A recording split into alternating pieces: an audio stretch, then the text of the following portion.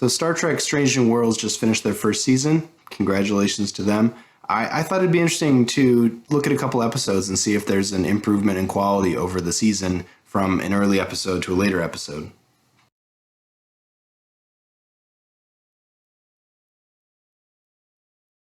So before I get into it, let's go ahead and do the Star Trek color grade. Here we go. Very good looking show. I would say both in color grade and actual sort of the visual effects, this show may be the best looking show on television, better than most movies. It's absolutely stunning looking. Usually the Achilles heel of a Star Trek show is the ambition outstretches the actual visual quality. I'm thinking especially The Next Generation, with the fact that there's fake lightning all the time and it's the same visual effect every single time. This show doesn't have to deal with that because it has like a massive budget, but also the visual effects actually have caught up to the quality finally. Those older shows with those messy visual effects, that was never what the show was about to begin with. The visual effects were just an augmentation to the show. The what made the show so strong was the storytelling aspect. So you can sort of forgive messy visual effects, but again, you don't have to worry about that here, which is kind of nice. So the other thing I think I need to mention with Star Trek Strange New Worlds is, unlike a lot of sci-fi shows, especially right now, this show is optimistic in sort of the Gene Roddenberry Star Trek definition of an optimistic future, where it's very cool to have like a dystopian, negative, things go bad future. Star Trek has always been about, once you get past a certain threshold as a civilization, things get better for everybody. More inclusion, more interaction, just good things. And I think this show does that quite well. There's also the idea of sort of passing the ball, giving different characters, smaller characters, more time to be understood. And that's kind of hard to do in a first season, but yeah, I give this show sort of a B- on that because it's a big ensemble and there's some very interesting, very well drawn out characters, but a lot of them just don't get very much screen time. And part of that is it's a 10 episode run in an initial season. I hope in the next season that's already been shot and, is in post now, smaller characters get more time because they're the interesting characters. Let's be honest about that. So I picked 2 episodes from the show. Episode 3, Ghosts of Illyria. And the reason I picked episode 3 was because I didn't really want to pick episode 1 because even though it's not a pilot in the traditional sense, first episodes have a lot of other stuff that they have to be doing in order to get the show started. And so they're not a very good representation of what the show is actually like. And then episode 2 is sort of just a continuation of that, sort of like adjusting a little bit more. And so if you ever heard the term third episode pilot, that's where that idea comes from, where the third episode is sort of, this is how an episode of the show would be. This is that. And so I picked episode 3 specifically for that reason. So I did actually do a video on episode 3 already. I'll link it if you want. I basically used it as a really good example of the difference between coincidence and consequence. Coincidence is not super great for storytelling because it just means nothing matters, whereas consequence, it's the opposite. Everything matters because character choices make things worse or make things better based on context. So yeah, episode 3, Ghosts of Illyria, that's my pick for the early one. Episode 9, All Those Who Wander, is my pick for the later one. And the logic behind that was basically, you can't pick episode 10 because, like the pilot, it's doing extra stuff. And I was going to use episode 8, but as it turns out, it has a shockingly low score compared to the rest of the season. And that's because it was a very special episode where they ended up in sort of a fantasy realm. And for some reason, it did not do well. And so that just doesn't seem normal enough of an episode. So that's why I went with episode 9. And if you like numbers, here's some numbers. Ghosts of Illyria, episode 3 has a 7.8 on IMDb. The show averages 7.9. Episode 9, All Those Who Wander, has an 8.3 IMDb, again of 7.9, so it's a little bit better. I think I should address the averages. There were a couple weird outliers. Most of the show's episodes on IMDb score between sort of high 7s and low 8s. The 2 exceptions are episode 10 has a 9.2, which is quite good, and episode 8 has a 6.1, which is shockingly bad. And so if you drop those 2 outliers, your average goes up to 8.0. And so basically, episode 8's bad score canceled out episode 10's good score. Yeah. So let's talk about episode 3, Ghost of Illyria, real quick. So episode 3, Ghost of Illyria, it's this sort of whodunit. They're doing sort of 2 things. They're trying to find the mystery of this missing alien race, but they're also dealing with sort of a contagion, a pandemic on the ship, and both have the same answer. That's why they're both working together, but it's sort of a hard-boiled, trying to figure it out, trying to find the cure situation. Yeah, very genre, which, cool, I like that. I like when Star Trek does genre. I think one of the great things about Star Trek is because these characters, this ensemble is so flexible, you can drop them into genres and they work really well. Another show that is known for that, Community.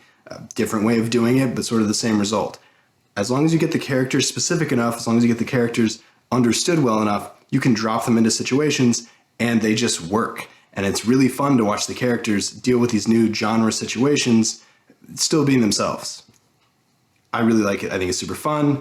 My big problem with it was coincidences instead of consequences. Causality. Choice, consequence. That and the character motivations seemed a little backwards. A lot of times it seemed like characters were working against their own interests, and it just didn't make a whole lot of sense. There was sort of internal logic that just didn't make sense to me. There was this general sense of sort of messy writing, and I'm not talking about messy like, you know, messy girl in her 20s figuring it out and she's charming and she's going to find her way, Frances Ha. I'm talking about messy as in confusing, but the bad kind of confusing. Imprecise writing, if that makes sense. There was also this storyline that was in that episode that was about the doctor, and he was hiding something in his transporter, and you find out it's his daughter who's dying of a terminal disease. And it's like, sure, but like, why go to that well? I watched a filmmaker the other day talk about this, where she screens short films for festivals, and she goes, every third film these days is about Alzheimer's. And it's like an emotional cheat, if that makes sense. So it's this idea that if you have something like Alzheimer's or cancer or tragedy or the R word that you can't say, then you automatically get emotions because everybody understands where that's going to go.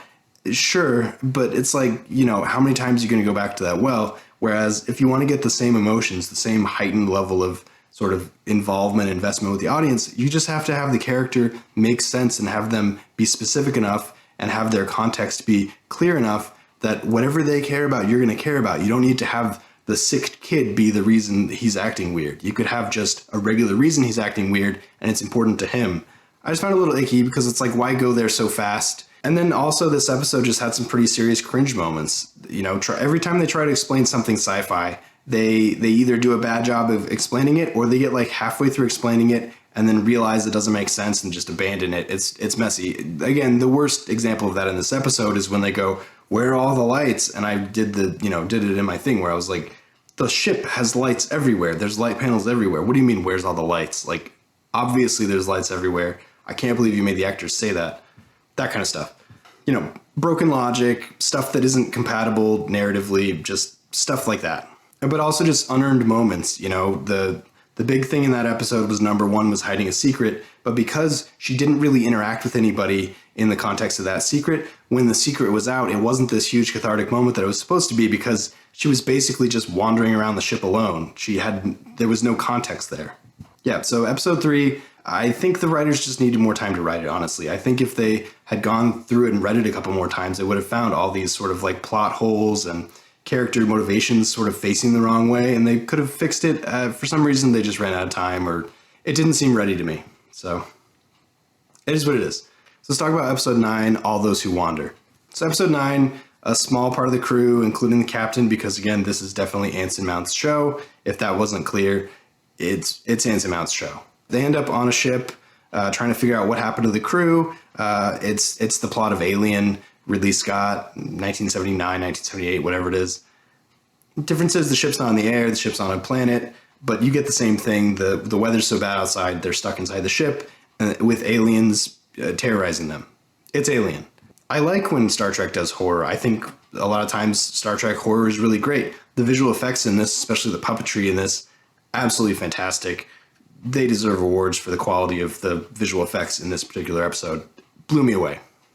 Very scary, very gross, very intense. Other positives. The character interactions seemed a lot more fleshed out. It seems like the writers understood the characters a lot better. The actors definitely understood the characters a lot better. So there was a lot less them sort of trying to explain their position, which I really appreciate. Also, character motivations for the most part seemed pretty correctly facing, except for what I actually want to get into, which again sort of leads to the messy writing of it all. Yeah. They find 2 survivors, and one of them is looking bad, and one of them is a little girl. Obviously, the one looking bad definitely has aliens inside of him. They're going to burst out chestbuster style. Obviously. The episode goes so far as to have the security officer actually go, is he infected? And then they don't get a straight answer. I guess the logic was because they scanned it, didn't find the monsters inside, then bing, bang, boom. But like, she was right there. She could have just looked at him and been like, he's got aliens inside of him.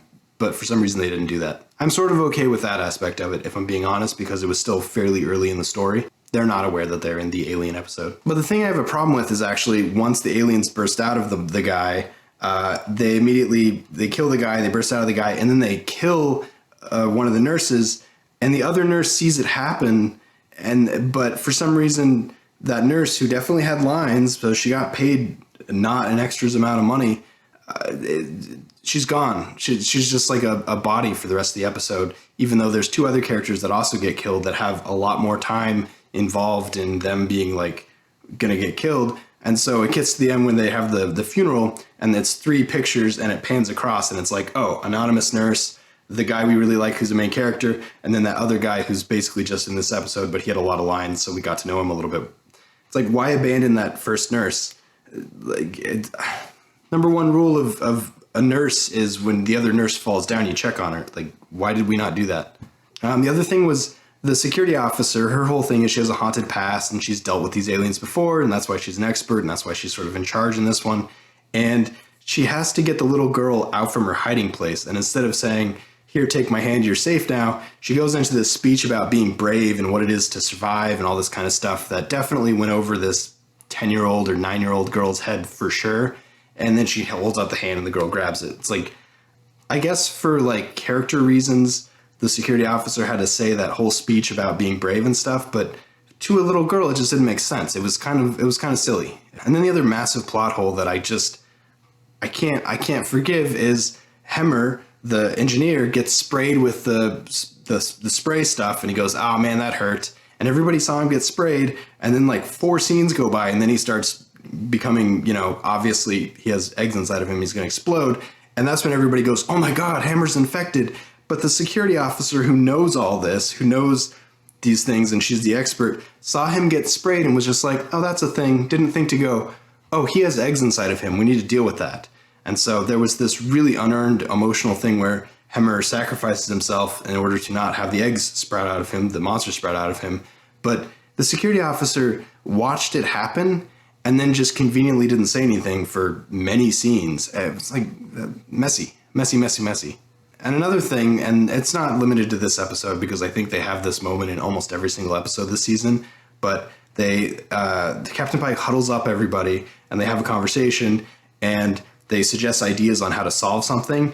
And like the 4th or 5th suggestion is the obvious suggestion, and somebody suggests it, and then Captain goes, that's a great idea, we'll do that.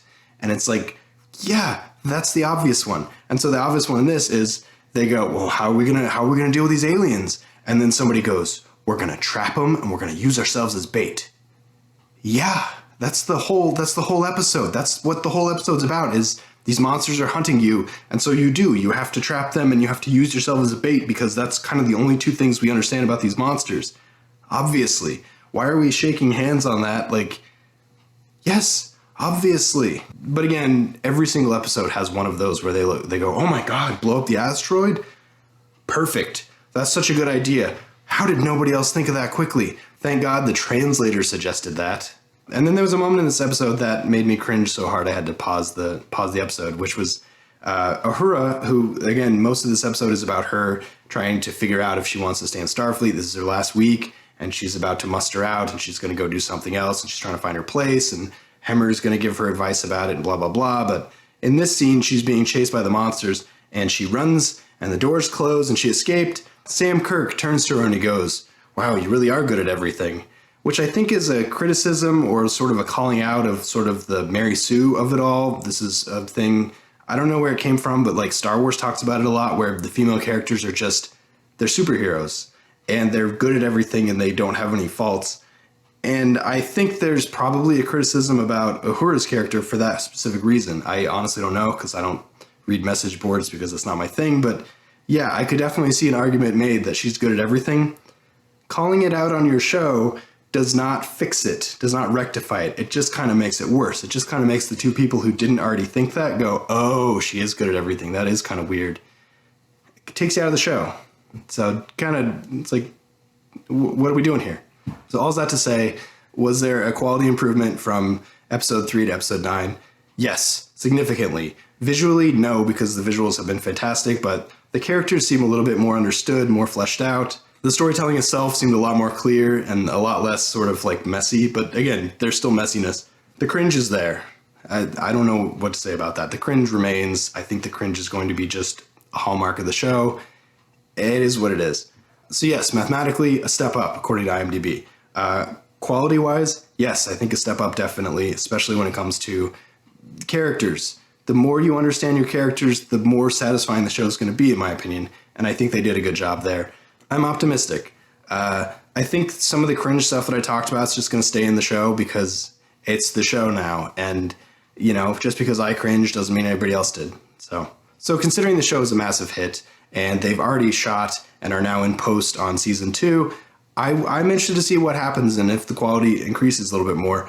I'm probably going to do a video on episode 3 of season 1 versus episode 3 of season 2. I have a strong feeling the quality is going to be a huge uptick now that the writers probably have a little bit more time and everybody sort of understands the characters a little bit more. And maybe Uhura will come back. I genuinely don't know. That's it. That's all I got. See you next time.